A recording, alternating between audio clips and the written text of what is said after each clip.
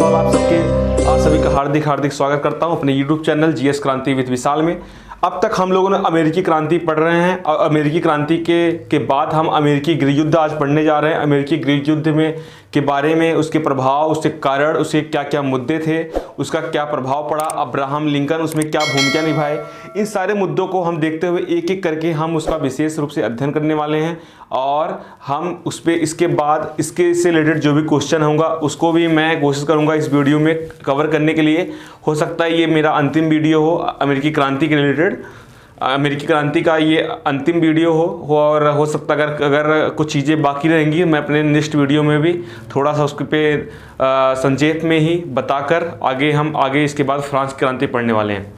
दोस्त, आपको हम बता चुके हैं कि ये जो मेरा ये सिस्टम है, ये मेरा स्कीम है, इस स्कीम में एक क्रम के आधार पर हम एक एक चीज़ों को क्रम के नज़रिए से पढ़ते हैं। और अभी कुछ ऐसे विशेष कारण की वजह से, कुछ ऐसे पर्सनल कारण की वजह से मैं अभी यूट्यूब पे इस वीडियो को डालने में थोड़ा लेट हो गया, इसके लिए मैं क्षमा प्रार्थी हूँ।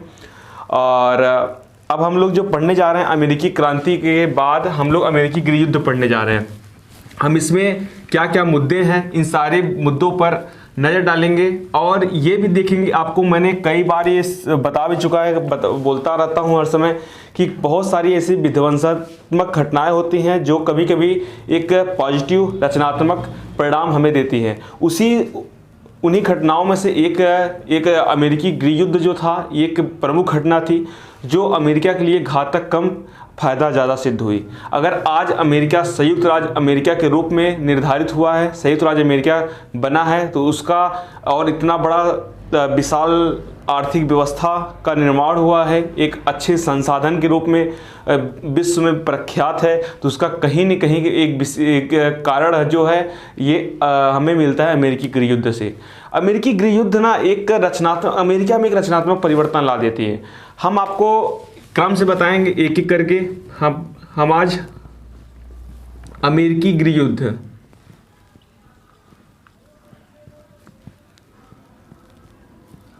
हम इसको पढ़ने जा रहे हैं। अमेरिकी गृह युद्ध जो था, ये जो अमेरिकी गृह युद्ध की कारण है, इसके कारण क्या थे, इसमें मुद्दे क्या थे, इसको हम पढ़ेंगे। कारण या फिर मुद्दे, इसको पढ़ेंगे।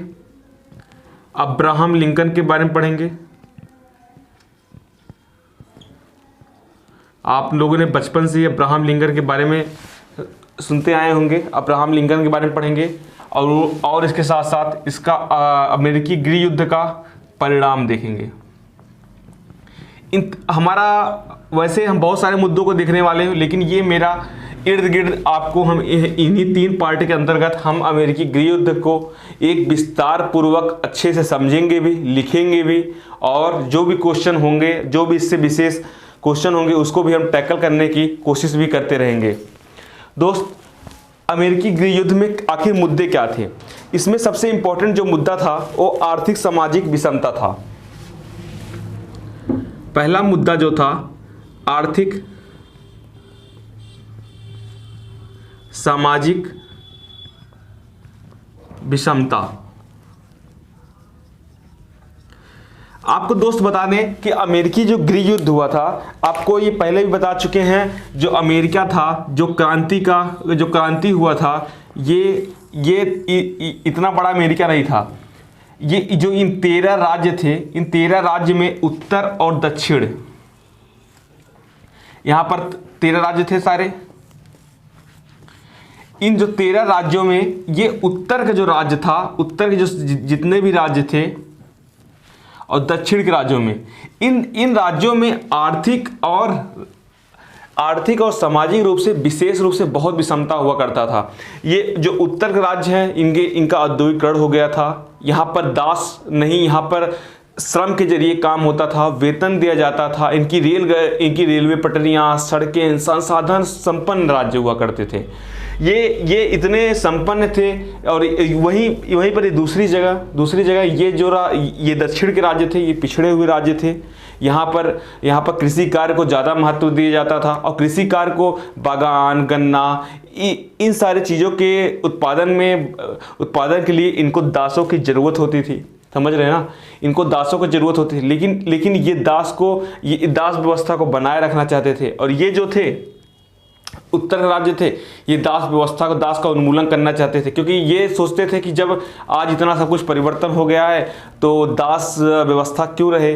तो इनका, लेकिन एक बात अगर एक पक्ष में ये है कि अगर ये दास व्यवस्था खत्म करना चाहते थे, इसके भी कारण थे, इसके राजनीतिक भी कारण थे कि आखिर ये दास व्यवस्था को उत्तर के जो भी राज्य थे, ये दास व्यवस्था को ख़त्म करने के लिए इतना उत्प्रेरित क्यों थे, इतना ज़्यादा उनके अंदर उत्कंठा क्यों थी।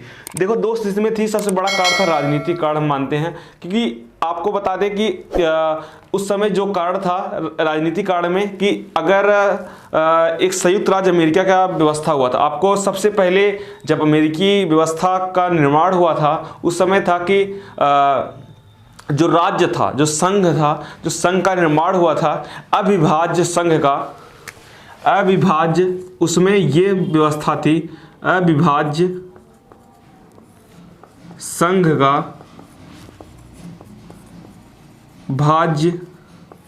विभाज्य राज्य, विभाज्य राज्य। आपको अमेरिकी क्रांति के बारे में, आपको अमेरिका संविधान के बारे में थोड़ा सा अगर पता हो तो आपको ये पता होगा कि पहले ये व्यवस्था थी, जो अमेरिका के राज्यों के समझौते के अनुरूप ही अमेरिकी संघ का निर्माण हुआ है। और भारत में इसकी विपरीत दिखाई पड़ता है कि हम, मतलब कि भारत में न तो राज्य अलग हो सकते हैं न तो संघ। तो वही व्यवस्था बाद में अब्राहम लिंकन ने अमेरिका में लागू कर दी कि जो राज्य हैं ये संघ से अलग नहीं हो सकते। लेकिन पहले क्या व्यवस्था थी कि राज्य जो थे वो संघ से अलग हो सकते थे अमेरिका में।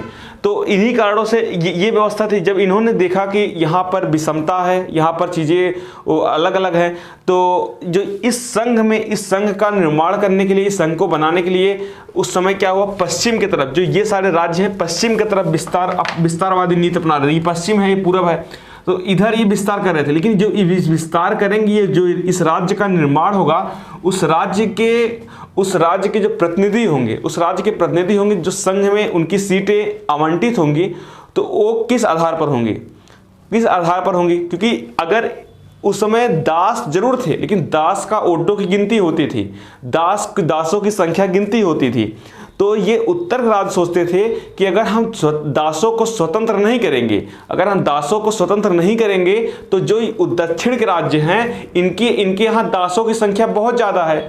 जब इनके यहाँ दासों की संख्या बहुत ज़्यादा है तो इनका पार्लियामेंट में इनका प्रतिनिधि ज़्यादा होंगे। इनके प्रतिनिधि जब ज़्यादा हो जाएंगे तो अब सीधी सी बात है, जिस पार्टी की, जैसे मोदी साहब हैं वर्तमान में, अब पार्लियामेंट में मोदी साहब के प्रतिनिधि बहुत ज़्यादा हैं, तो कोई भी बिल पास करवाना हो, किसी भी तरीके से बिल पास करवाना हो, तानाशाही तरीके से या फिर उनकी मर्जी कैसे भी करके वो अपना बिल पास करवा लेंगे। उनको कोई दिक्कत नहीं होने वाली है, कोई रोक टोक नहीं होने वाला है, समझ रहे हैं ना।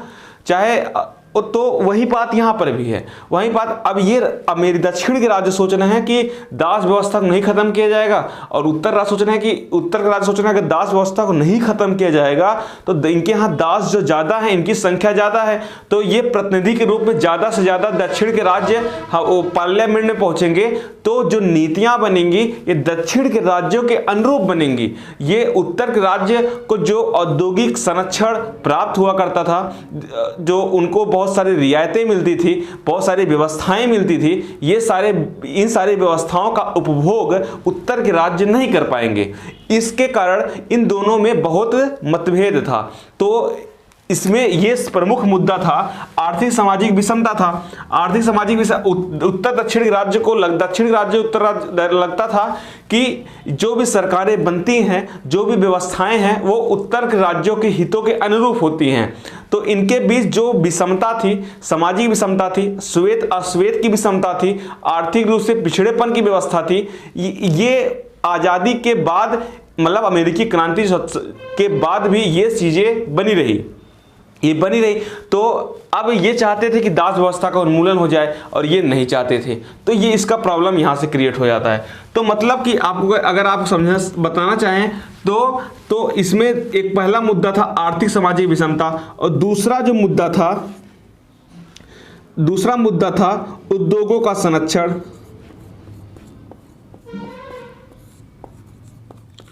उद्योगों का संरक्षण, तो आपको हम बता दिए कि जो भी पार्लियामेंट था, जो भी वहां की संसद थी, तो वो क्या करती थी, ये उद्योगों को, उत्तरी राज्य के जो उद्योग होते थे उनको संरक्षण प्राप्त करती थी, उनको संरक्षण प्रदान करता था। जो संरक्षण प्रदान करेंगे तो क्या हुआ, इनके मन में एक पीड़ा होगी, एक मतलब कि एक दम पैदा होगा, एक कि ये ऐसा महसूस करेंगे कि जो भी नियम कानून बनते हैं उत्तरी राज्य के अनुरूप बनते हैं। तो एक मुद्दा था कि उद्योगों को जो संरक्षण दिया जाता था, और तीसरा जो मुद्दा, सबसे प्रमुख मुद्दा था, वो था दास व्यवस्था का उन्मूलन। दास व्यवस्था का उन्मूलन, इन तीन चार मुद्दों की वजह से अमेरिकी गृह युद्ध घटित होता है। अब इन्हीं मुद्दों को ध्यान में रखते हुए अब रिपब्लिकन पार्टी के एक राष्ट्रपति के उम्मीदवार अब्राहम लिंकन थे। 1758 ईस्वी में उन्होंने क्या नाम है, रिपब्लिकन पार्टी से पर्चा दाखिल किया पर्चा दाखिल कर देते हैं। एक सेकंड, सॉरी, 1758 था कि 1858 था, मुझे एक मिनट देख लेना दीजिए।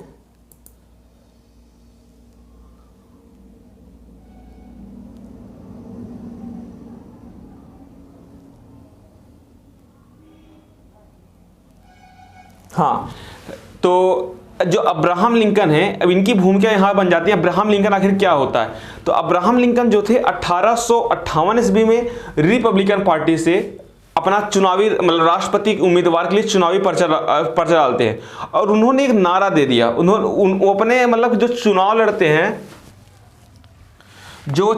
हैं उनमें चुनाव में उनका मैनिफेस्टो ही था, सबसे प्रमुख मैनिफेस्टो जो था वो था कि दास व्यवस्था का उन्मूलन। दास व्यवस्था का उन्मूलन,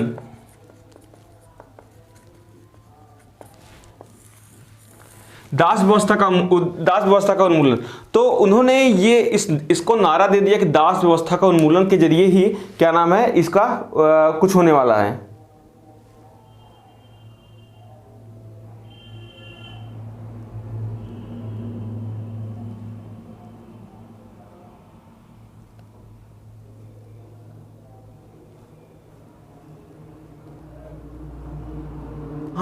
अब्राहम लिंकन की आखिर क्या भूमिका हो जाती है, अब्राहम लिंकन आखिर अमेरिकी गृह युद्ध में ऐसी क्या बातें बोल जाते हैं, तो क्या होता है कि अमेरिकी गृह युद्ध कारण बन जाता है तत्काल में। तो देखो, जो अब्राहम लिंकन 1858 में जब अमेरिकी राष्ट्रपति के पर्चा में मतलब कि इस दौड़ में शामिल होते हैं रिपब्लिकन पार्टी से, तो उन्होंने दो नारे दे दी। अपना मैनिफेस्टो में उन्होंने क्या बोल दिया कि औद्योगिक संरक्षण, मतलब उद्योगों को संरक्षण दिया जाएगा। अब उद्योग, क्योंकि दक्षिण राज्य उद्योग करते नहीं थे, उद्योग तो उत्तरी राज्य करते थे, तो उन्होंने बोला उद्योगों को संरक्षण और दास व्यवस्था का उन्मूलन। तो जब ये दो बात बोल देते हैं ना, तो क्या होता है कि जो दक्षिणी राज्य हैं, इन लोगों को लगता है उनको लगता है कि जो ये राष्ट्रपति के उम्मीदवार है ये हमारे लिए सीधे सीधे अहितकारी है। तो ये जो उस समय जेनिफर नामक एक मतलब कि दक्षिण राज्यों के नेता थे, तो उनके संरक्षण में, उनके दायित्व में क्या नाम है कि दक्षिण के जो राज्य थे ये गृह युद्ध छिड़ जाता है। और धीरे धीरे क्या होता है कि जो और सारे राज्य थे, दक्षिण राज्य, अपने आप को अमेरिका से स्वतंत्र करने लगते हैं।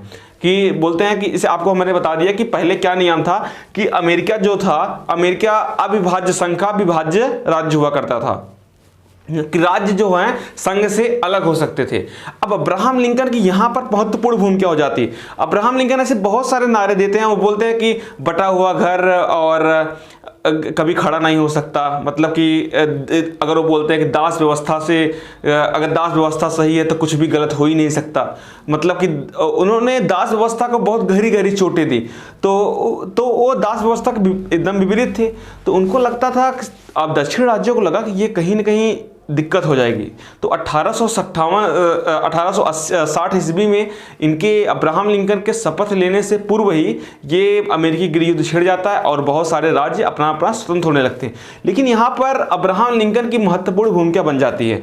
अब्राहम लिंकन जब एक राजनेता थे, जब एक राजनेता थे उनकी भूमिका अलग थी, उनकी भाषाएं अलग थी, लेकिन राष्ट्रपति के पद पर होने के बाद वो उनका जो उन्होंने कुशलता का परिचय दिया, अपने राजनीतिक कूटनीतिक का परिचय दिया, ये एक मतलब कि अपने आप में बेहतरीन काम था कि उन्होंने कैसे कूटनीतिक तरीके से उन्होंने पहला काम किया कि पहले उन्होंने एक अनाउंसमेंट कर दिया क्योंकि दक्षिण राज्य तो विद्रोह कर दिए थे, उन्होंने बोला कि ये हमारा निजी मामला है, ये हमारा निजी मामला, कोई भी अगर बाहर का व्यक्ति, कोई भी बाहर का देश अगर इसमें हस्तक्षेप कर रहा है, अगर कोई भी हस्तक्षेप कर रहा है तो वो क्या होगा, ये अमेरिका के विरुद्ध युद्ध होगा, अमेरिका के विरुद्ध युद्ध होगा। तो उन्होंने पहले बाहर के लोगों को शांत किया। उन्होंने दूसरी कूटनीतिक भूमिका ये अपना दी कि वह पहले किसी भी तरीके से वो दक्षिण राज्यों पर किसी प्रकार का मतलब बमबारी या किसी प्रकार का उनके ऊपर रोकथाम तरीके नहीं अपनाना चाहिए। वो सोचते थे कि पहले ये लोग हम पे अटैक करें, मतलब ये लोग पहले सेना पे अटैक करेंगे, उसके बाद ही कदम उठाया जाएगा। तो उन्होंने एक कूटनीतिक नारा दिया जो बहुत प्रसिद्ध नारा है, इस पर कई बार क्वेश्चन भी पीसीएस में, आईएएस में क्वेश्चन पूछा जा चुका है। उन्होंने जो नारा दिया कि अगर हम संघ को अगर दासों को मुक्त किए बिना अगर हम संघ को बचा सके तो हम संघ को बचाएंगे ना। अगर कुछ दासों को मुक्त करके संघ को बचाना पड़े तो संघ को बचाएंगे, अगर दासों को मुक्त करके संघ को बचाना पड़े तो हम संघ को बचाएंगे। तो उन्होंने जो विभाजन हो रहा था, जो विभाज्य हो रहे थे, राज्य अलग हो रहे थे, स्वतंत्र हो रहे थे, तो उन्होंने एक बोला कि ये जो गृह युद्ध है ये किसी ऐसा गृह युद्ध नहीं है, ये विद्रोह है, ये ऐसा नहीं है कि हम किसी और कारण से इनको विद्रोह कर रहे हैं। हमारा मूल लक्ष्य है संघ को बचाना, मेरा टारगेट है संयुक्त राज्य अमेरिका का निर्माण करना। तो हम संघ को बचाने के लिए जो भी करना पड़ेगा वो करेंगे, ना कि किसी और कारण से। वो बोले कि अगर हमें दास को मुक्त करना पड़ेगा, दास को स्वतंत्र करना पड़ेगा, दास व्यवस्था को उन्मूलन करने पड़ेगा, उसको करने से अगर संघ बचेगा तो हम भाई दास व्यवस्था को उन्मूलन कर देंगे। फिर उन्होंने बोला अगर कुछ दासों को मुक्त करके अगर संघ को बचाया जा सकता है तो हम संघ को बचाएंगे, अगर दास को बिना मुक्त किए दास को स्वतंत्र नहीं करेंगे तो भी संघ को बचाया जा सकता है तो हम संघ को बचाएंगे। मतलब उनका जो एक कूटनीतिक मुद्दा था तो किसी तरीके से ताकि हम फंसे नहीं, तो अन्य लोगों को तो रोक दिए कि आप इंटरव्यू नहीं कर सकते, और एकदम कूटनीतिक तरीके से अब्राहम लिंकन ने ये गृह युद्ध लड़ा। और इसका परिणाम बहुत अच्छा हो, इसका परिणाम माना जाता है कि अमेरिका जो गृह युद्ध था, अमेरिकी गृह युद्ध के बाद एक अब्राहम लिंकन ने मतलब इनके खिलाफ कोई कठोर नीति ना अपनाकर एक सामाजिक आर्थिक विलयन का मतलब इनको मिलाने का तरीका अपनाया, और जो भी सामाजिक रूप से इनको अधिकार दिया गया, आर्थिक रूप से, हाँ ये बात सत्य है कि श्वेत अश्वेतों को वो अधिकार आज तक मतलब 1950-60 के बाद जो भी मिले, जो वहाँ पर 1950 से 60 के बीच जो भी 10 वर्षों की एक महत्वपूर्ण घटना हुई, मतलब विरोध हुआ, उसके बाद उनको कुछ अधिकार मिले अश्वेतों को, लेकिन उसके बाद भी इनको वो लेवल का अधिकार नहीं मिला। लेकिन तब भी अब्राहम लिंकन ने सामाजिक, आर्थिक, राजनीतिक रूप से इनको प्रतिनिधित्व, इनको संवैधानिक रूप से इनको अधिकार दिया गया। 13वां 14वां संविधान संशोधन किया गया, इनको राजनीतिक अधिकार दिए गए, आर्थिक रूप से दक्षिण राज्यों का विकास किया गया, दक्षिण राज्यों में बहुत सारे व्यवस्थाएं की गई, और दक्षिण राज्यों में जो कृषि कार्य था उसमें औद्योगिक तरीके से विकास किया गया। यहाँ पर भी पटरियाँ, यहाँ पर भी संसाधनों को मतलब कि उत्कृष्ट प्रकार के संसाधन का निर्माण किया गया ताकि इनका भी उत्पादन में कोई प्रकार की कमी न हो दास व्यवस्था से। तो ये कहा जाता है कि अमेरिका गृह युद्ध जो था एक शल्य चिकित्सा के रूप में निर्धारित होता है, क्योंकि इसके जो परिणाम थे, इस अमेरिकी गृह युद्ध के बाद जो परिणाम निकले ये अभूतपूर्व परिणाम थे। ये जो आज वर्तमान में अमेरिका है, तो जो अमेरिका आज वर्तमान में इतना ताकतवर है उसका कहीं न कहीं कारण अमेरिकी गृह युद्ध के पश्चात जो अमेरिका एकता के सूत्र में बंधता है, और जो वहाँ पर आर्थिक क्रांति होती है, आर्थिक क्रांति मतलब जिस प्रकार से उद्योगों को वहाँ की सरकारें उद्योगों को संरक्षण दे के जिस प्रकार से वहाँ पर विकास किया गया, वो अपने आप में एक अभूतपूर्व था। जो वर्तमान में आज तक बना हुआ है उसका वही कारण था, तो अमेरिकी गृह युद्ध का। तो उसको हम पॉइंट बना के एक एक करके सारे मैटर को अगर हम लिख लेंगे तो हम इन सारी बातों को समझ लेंगे बहुत अच्छी तरीके से। समझ रहे हैं ना आप लोग हेडिंग डालिए अमेरिकी गृह युद्ध, अमेरिकी गृह युद्ध,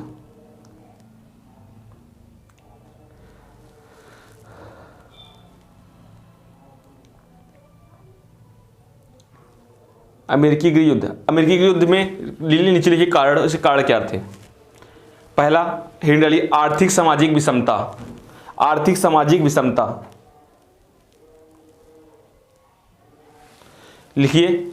यूएसए के संयुक्त राज्य अमेरिका के उत्तरी एवं दक्षिणी राज्यों में सामाजिक आर्थिक विषमता मौजूद थी, सामाजिक आर्थिक विषमता मौजूद थी। उत्तरी राज्य औद्योगिक थे, जहां पूंजीपति एवं उद्योगपति मौजूद थे, जहां पूंजीपति और उद्योगपति मौजूद थे,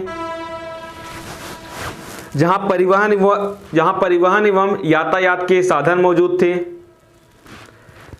परिवहन व यातायात के साधन मौजूद थे। इस प्रकार यहाँ का समाज अपेक्षाकृत अधिक विकसित था। इन औद्योगिक इकाइयों में वेतनभोगी श्रमिकों के माध्यम से कार्य होता था एवं आर्थिक गतिविधियों में दासों की कोई भूमिका नहीं थी। उत्तरी राज्य की बात कर रहे हैं। अब नीचे लिखिए, अब नीचे लिए थोड़ा सा छोड़ के, वहीं दूसरी तरफ दक्षिणी राज्य कृषि प्रधान अर्थव्यवस्था से मजबूत था, जहां कपास, तंबाकू, गन्ना कृषि प्रचलित थी। इन कृषि कार्यों में दासों को लगाया जाता था। इस तरह दक्षिण राज्यों के समाज में एक कुलीन भूस्वामी तथा दासों की उपस्थिति थी। इस तरह उत्तरी एवं दक्षिणी राज्यों में आर्थिक सामाजिक विषमता मौजूद थी। फलतः दोनों क्षेत्रों में मतभेद था। दूसरा डालिए, उद्योगों के संरक्षण का प्रश्न। यूएसए के उत्तरी राज्यों ने अपने उद्योगों को संरक्षण प्रदान करने की संघ से मांग की और अमेरिकी संघ ने इस मांग को स्वीकार कर लिया और उद्योगों को विशेष प्रकार की रियायतें प्रदान की। अतः दक्षिण राज्यों ने संघ को अपना विरोधी मान लिया। दक्षिण के राज्यों ने संघ को अपना विरोधी माना, क्योंकि उन्हें लगा कि संघ का प्रयोग उत्तरी राज्यों के हित में किया जा रहा है। अतः दोनों में मतभेद बढ़ा। तीसरा हिंट डालिए, दास व्यवस्था का मुद्दा। दक्षिण राज्य दास प्रथा को बनाए रखना चाहते थे, क्योंकि उनकी कृषि अर्थव्यवस्था में दासों की भूमिका महत्वपूर्ण थी। अतः दासों के अंतर्गत उन्हें किसी मांग व हड़ताल का भय नहीं हुआ करता था। जैसे दास होते हैं, अब दास भाई खरीद लिए हो, अब कोई मांग हड़ताल नहीं करेगा। अब श्रमिक हैं, उनका जो लीडर है बार बार किसी का हरदम मांग करता रहेगा, मांग पूरी न होने पर हड़ताल रहेगा। दासों के साथ ये समस्या रहती नहीं है, इसलिए दासों के माध्यम से ही कृषि कार्य पर बल देते थे। इस तरह दास तथा दक्षिण राज्यों के इस तथा दास प्रथा दक्षिण राज्यों के जीवन का अंग था, जबकि उत्तरी राज्य दास प्रथा को अमानवीय मानकर विरोध करता था। अमानवीय मानकर विरोध करता था। इन उत्तरी राज्यों ने अपने यहाँ से दास प्रथा को समाप्त घोषित कर रखा था। अंततः इस मुद्दे पर अमेरिका के उत्तरी एवं दक्षिणी राज्यों के बीच मतभेद बढ़ा, जो अब्राहम लिंकन के निर्वाचन के साथ ही गृहयुद्ध के रूप में सामने आया। अब नीचे हेडिंग डाली अब्राहम लिंकन की भूमिका। लिखिए, अब्राहम लिंकन ने 1860 ईस्वी में अपने चुनाव के दौरान कहा कि दास प्रथा अमानवीय है, इसे समाप्त कर दिया जाना चाहिए। ऐसी स्थिति में लिंकन के निर्वाचन में दक्षिण राज्यों ने अहितकारी मानकर विरोध किया। इसी क्रम में जेफर डेविस को अपना प्रमुख घोषित करते हुए अमेरिकी संघ से अलग होने की घोषणा कर दिया। अब लिखिए उनकी भूमिका में अलग नीचे से लिखिए, अब्राहम लिंकन ने गृहयुद्ध शुरुआत होने पर कूटनीतिक कुशलता का परिचय देते हुए कहा कि डबल इन्वर्टेड कॉमा में लिखिए इस उनके कथन को, क्योंकि इसी कथन से क्वेश्चन पूछ सकता है आपसे। यदि हम दासों को मुक्त कर संघ को बचा सके तो हम ऐसा करेंगे। यदि दासों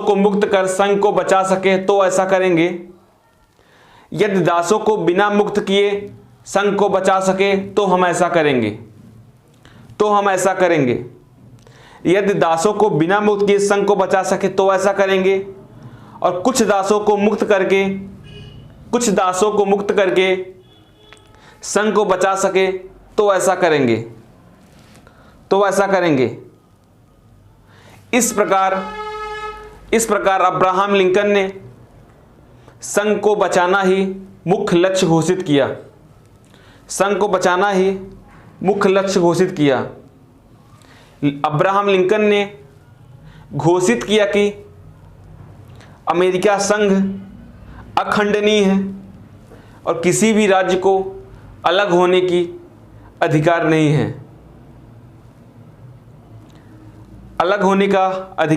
है। नीचे से लिखिए, अब्राहम लिंकन ने अपनी कूटनीतिक कुशलता को दर्शाते हुए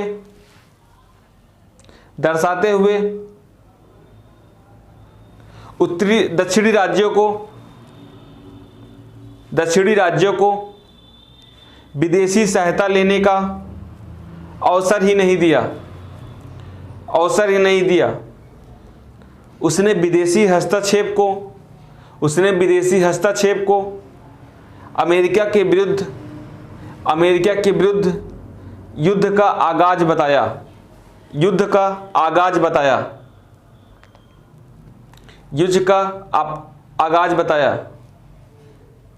लिंकन ने नीचे लिखिए, लिंकन ने बताया कि अमेरिकी सेनाओं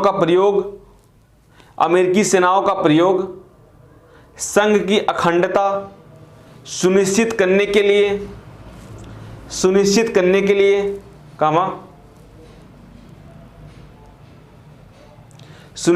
के लिए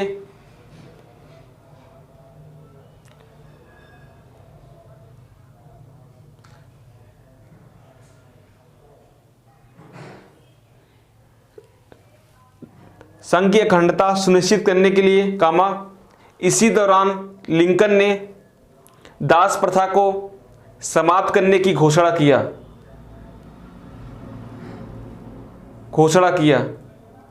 फलतः दक्षिण राज्य के दासों को सहयोग से वंचित कर दिया।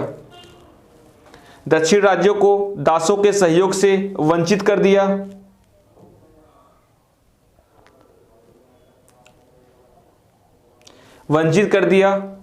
और दक्षिण राज्यों ने आत्मसमर्पण कर दिया। देखो उन्होंने क्या किया ना, ये बड़ी कूटनीतिक तरीके से काम किए इन्होंने, अब्राहम लिंकन ने। उन्होंने इसे अगर दास के विरुद्ध क्या नाम है, अगर ये इनकी सेनाएं चलती अगर वहां के दो लोगों को दबाती कुचलती तो विपरीत प्रभाव होता। तो इन्होंने, अब्राहम लिंकन ने कहा कि हम संघ की अखंडता को सुनिश्चित करने के लिए ये कदम उठाएंगे। हम दासों को कोई भी नुकसान नहीं पहुंचाने वाले। जो दास हैं तो इधर दासों के खिलाफ कुछ नहीं किया, तो दास लोग क्या हुए, ये दक्षिण राज्यों की सहायता नहीं करें, क्योंकि दक्षिण राज्यों के पास सबसे प्रमुख तो दास ही थे, उन्हीं की संख्या ज़्यादा थी। वहाँ भूमि स्वामी कुलीन कितने होते थे, थोड़े होते थे। तो लेकिन अब दक्षिण राज्यों के जो दास थे, इनके हक में बात करके तो इनकी आंखें खुल गई और इन्होंने दक्षिण राज्यों की सहायता नहीं की। तो आखिरकार दक्षिण राज्य भी आत्मसमर्पण कर दिए और कोई भी विदेशी राज्य कोई हस्तक्षेप भी नहीं कर पाया, क्योंकि पहले भी बता दिए थे कि किसी का हस्तक्षेप अमेरिका के विरुद्ध युद्ध का आगाज होगा। तो ये भी इनकी कूटनीतिक कुशलता का पर्याय था। समझ रहे हैं ना। फिर भी आत्मसमर्पण कर दिया। फिर भी दक्षिण राज्यों के विरुद्ध लिंकन ने कोई भेदभाव नहीं किया और स्पष्ट किया कि हम सभी संयुक्त राज्य अमेरिका के निवासी हैं। इसीलिए कहते हैं कि जो अमेरिका गृह युद्ध था ये एक शल्य चिकित्सा था, एक प्रकार का शल्य चिकित्सा था। इसलिए था क्योंकि इन्होंने किसी प्रकार का उनके ऊपर दंड का प्रभाव नहीं दिया, बल्कि आत्मसमर्पण करने के बाद उन्होंने बोला कि हम सभी संयुक्त राज्य अमेरिका के निवासी हैं। उनको भी अब वही अधिकार, वही चीज़ें मिलने लगी।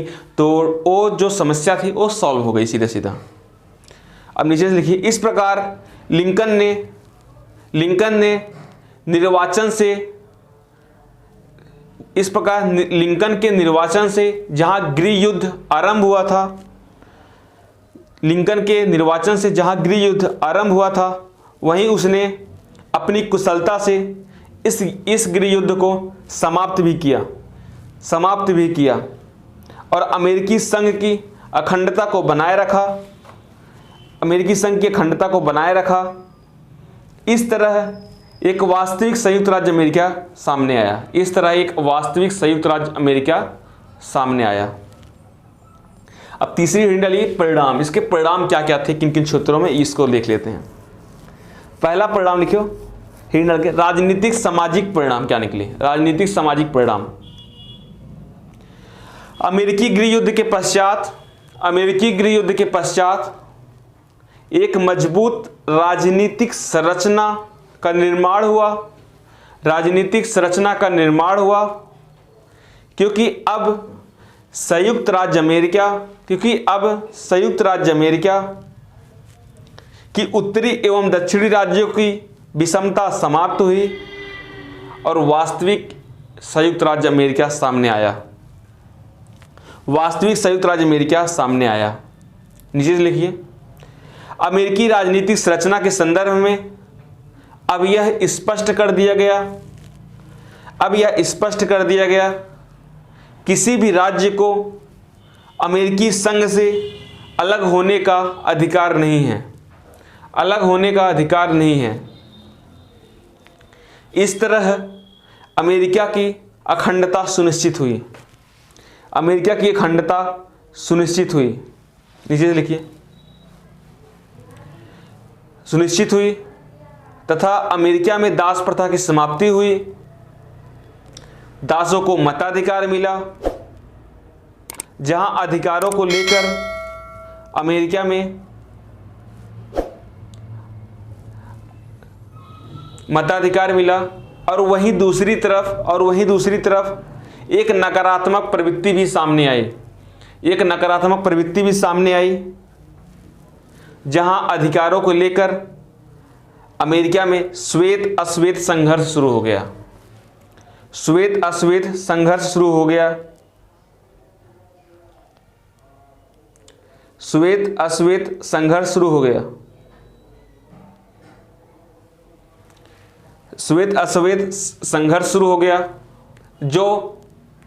1950-1960 के परिवर्तन तक, 1950 से 1960 के बीच हुए आमूलचूल परिवर्तन तक यह संघर्ष चलता रहा। इसके आर्थिक परिणाम क्या निकले, इसको भी देख लो। वही आर्थिक परिणाम मतलब अब सब कुछ एकता हो गया, हर जगह उद्योगों को संरक्षण दिया जाने लगा, और अमेरिका एक आर्थिक शक्ति के रूप में उभरा। और उत्तरी राज्यों में उद्योग तो था ही, दक्षिण राज्यों में उद्योगों की व्यवस्था की जाने लगी। वहाँ पर भी जो भी कृषि कार्य होते थे उसमें नई नई तकनीकों का प्रयोग होने लगा, अच्छे खासे उत्पादन होने लगे। यही सारे थे आर्थिक परिवर्तन थे, जो उसकी नींव तब पड़ी थी, उसकी जो आज तक भी गहरे रूप से धंसा हुआ है। आर्थिक परिणाम क्या थे?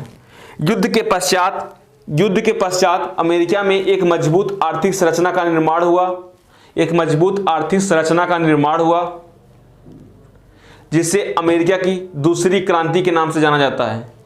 जो अमेरिका की दूसरी क्रांति के नाम से जाना जाता है, वस्तुतः अब दक्षिण राज्यों में भी मशीनीकरण किया गया। अब पूंजीवादी औद्योगिकरण दक्षिण राज्यों में विकसित हुआ। इससे उत्तरी व दक्षिणी राज्यों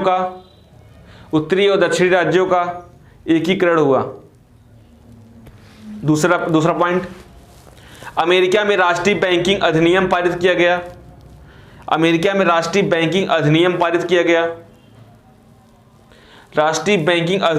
किया गया, जिसके तहत एक समान ब्याज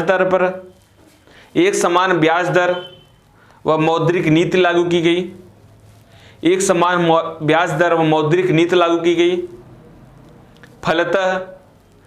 फलतः आर्थिक गतिविधियों को बढ़ावा मिला।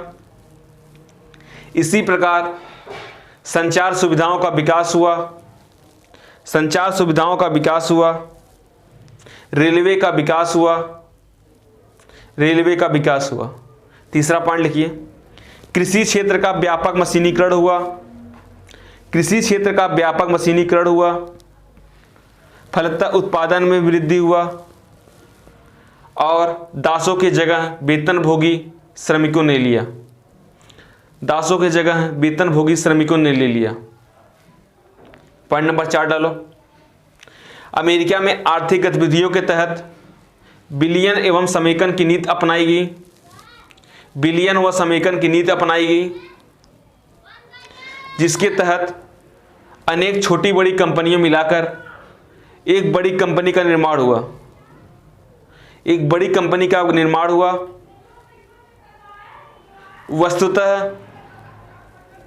वस्तुतः अमेरिका में स्थित कंपनियों ने यूरोप में स्थित कंपनियों का अधिग्रहण किया।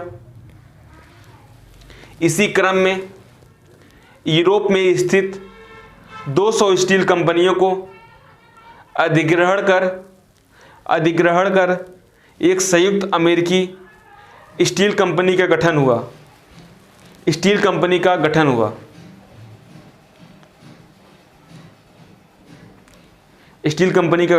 अब नीचे से लिखिए, इस तरह अमेरिकी गृहयुद्ध एक प्रकार का शल्य चिकित्सा था, जो दुखदायी होते हुए भी जो दुखदायी होते हुए भी अमेरिकियों के लिए अनकहा आशीर्वाद बन गया। जो दुखदायी होते हुए भी अमेरिका के लिए अनकहा आशीर्वाद बन गया। वस्तुतः गृह युद्ध के दौरान लाखों अमेरिकी लोग मारे गए, लोग बेघर हुए, उत्पादन एवं व्यापार के साधन क्षतिग्रस्त हुए, आर्थिक गतिविधियां बाधित हुईं, फलतः जन कठिनाइयां भी बढ़ी। इसी दृष्टि से गृह युद्ध दुखदायी था।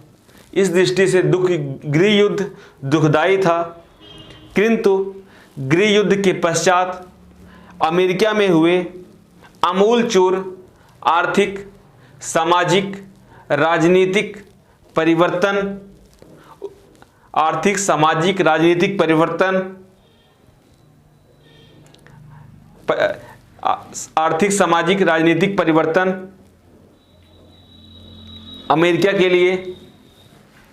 अमेरिका के लिए एक क्रांति की भांति थी। अमेरिका के लिए एक क्रांति की भांति थी। ये रहा अमेरिकी क्रांति के परिणाम और उसके क्या क्या थे वो निकले। ये सारे बातों को हम एक एक करके देख लिए। अब एक हेडिंग डालिए कि इसे बहुत बार क्वेश्चन आता है कि क्या ये अमेरिका गृह युद्ध था, ये दो राष्ट्रों का युद्ध था कि उत्तरी राज्य दक्षिणी राज्य। तो इस पे भी कभी क्वेश्चन बन सकता है। इस पे भी आप शायद पीसीएस में पूछा भी है इस क्वेश्चन को, इसको भी आप लिख लीजिए। मतलब इसमें कभी क्वेश्चन मुझे आप कभी मनमानिएगा ये दो राष्ट्रों का युद्ध था। आप इस क्वेश्चन को ऐसे टैकल करिए कि जो अमेरिकी गृह युद्ध था ये दो राष्ट्रों का युद्ध ना होकर ये दो सामाजिक आर्थिक विषमताओं के बीच गृह युद्ध था। यही आर्थिक सामाजिक विषमता जब समाप्त हो जाती है तो ये गृह युद्ध समाप्त हो जाता है। तो ये हम दो राष्ट्रों का युद्ध नहीं कर सकते, ये एक आर्थिक सामाजिक विषमता का ही गृह युद्ध था। समझ ना, इसको ऐसे करके क्वेश्चन लिखना होगा। तो हेडिंग डालिए, अमेरिकी गृह युद्ध दो राष्ट्रों के बीच संघर्ष था। दो राष्ट्रों के बीच संघर्ष था। लिखिए, अब अमेरिकी गृह युद्ध के संबंध में कुछ विद्वानों का मानना है कि यह दो राष्ट्रों के बीच संघर्ष था, क्योंकि अमेरिका के उत्तरी एवं दक्षिणी राज्य आपस में संघर्षरत हुए। दक्षिणी राज्यों ने अमेरिकी संघ से अलग होने की घोषणा कर दी और जेफर सैडविच को अपना प्रमुख घोषित कर दिया। ये था, मतलब उनको विद्वानों का कहना था कि दो राष्ट्र थे। लेकिन अब नीचे से लिखिए, किंतु अमेरिकी गृह युद्ध को दो राष्ट्रों का युद्ध मानना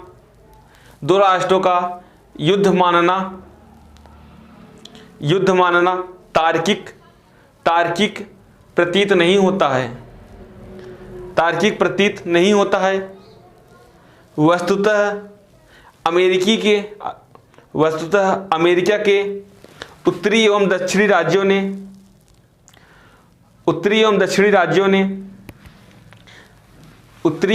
राज्यों ने मिलकर स्वतंत्रता संघर्ष लड़ा था और वे संयुक्त राज्य अमेरिका के अंग बने। दरअसल अमेरिका के उत्तरी राज्य व दक्षिणी राज्य आर्थिक सामाजिक विषमता से युक्त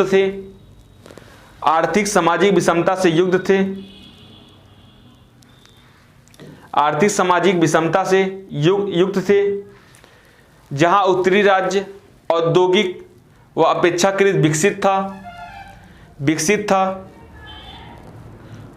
उनके समाज में उद्योगपति व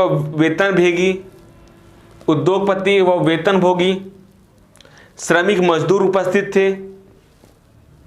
वहीं दक्षिणी राज्य कृषि प्रधान अर्थव्यवस्था से युक्त था। इस तरह यह एक अर्थव्यवस्था से युक्त था जिसमें एक भूस्वामी कुलीन वर्ग की मौजूदगी थी,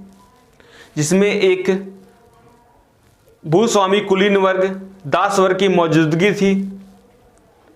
इस तरह यह एक सामंती समाज था। ऐसे में सामाजिक आर्थिक विषमता तथा दास प्रथा का मुद्दा इन राज्यों के बीच मतभेद का कारण बना और लिंकन के निर्वाचन के साथ ही गृह युद्ध शुरू हुआ। नीचे पॉइंट डाल लिखिए। इस तरह अमेरिका के उत्तरी एवं दक्षिणी राज्यों के बीच का यह संघर्ष दो भिन्न आर्थिक सामाजिक परिवर्तनों के बीच का संघर्ष था। पद्धतियों के बीच का संघर्ष था। इस युद्ध के पश्चात जब आर्थिक सामाजिक विषमता समाप्त हो गई तो दोनों ही क्षेत्र के निवासी एक समान पूंजीवादी व्यवस्था में संचालित होने लगे और संयुक्त राज्य अमेरिका के निवासी के रूप में रहने लगे। इस दृष्टि से देखा जाए तो यह दो राष्ट्रों के बीच युद्ध न होकर दो पद्धतियों के बीच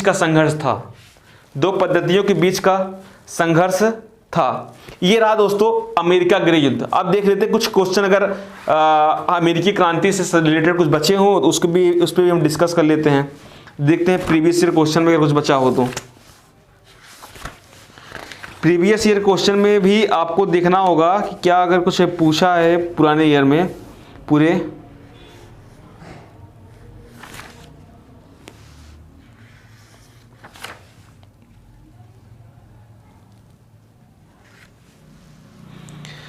दोस्त एक क्वेश्चन आप ये लिख लीजिए, हो सकता है आपका ये प्रीवियस क्वेश्चन पूछा भी है, अगर आप कहीं अगर किसी भी स्टेट पीसीएस में अगर आपको लगे तो। क्वेश्चन था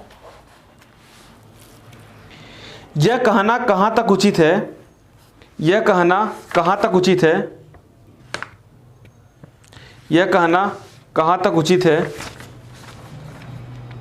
कि अमेरिकी क्रांति सामाजिक उद्देश्य से रहित थी। कि हर जगह क्वेश्चन कई बार पूछा गया था, 2015 वाले में यूपीएससी में पूछा गया था कि अमेरिकी क्रांति एक वर्णिकवादी नीति थी। हाँ वर्णिकवादी थी, लेकिन क्योंकि वहाँ के जो परिवर्तन हो रहे थे ज़्यादातर मध्य वर्ग के वर्ग में हो रहे थे, निम्न वर्ग को तो उन्होंने अपने आप में जोड़ लिया था, लेकिन चालाकी से। तो क्या ऐसे परिवर्तन थे, लेकिन हम इसको ऐसा नहीं कह सकते सामाजिक परिवर्तन नहीं हुआ था। सामाजिक परिवर्तन जरूर हुआ था, लेकिन उतने लेवल का नहीं हुआ था। तो इस पर क्वेश्चन पूछा गया था, इस पर देख लीजिए। यह कहना कहाँ तक उचित है कि अमेरिकी क्रांति सामाजिक उद्देश्य से रहित था। इसको लिख लीजिएगा, क्वेश्चन को आप टैकल देखिए कैसे करते हैं।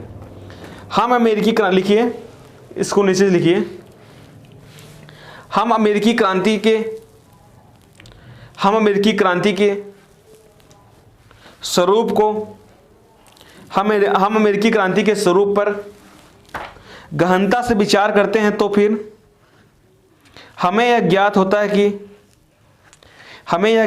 है कि इस क्रांति के मध्य प्रचलित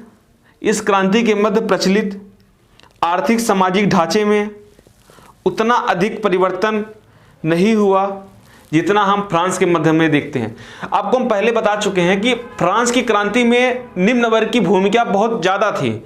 अब जब निम्न वर्ग की भूमिका ज़्यादा रहेगी, प्रजातंत्र की बातें ज़्यादा होंगी, वहाँ पर सामाजिक परिवर्तन विशेष रूप से होगा।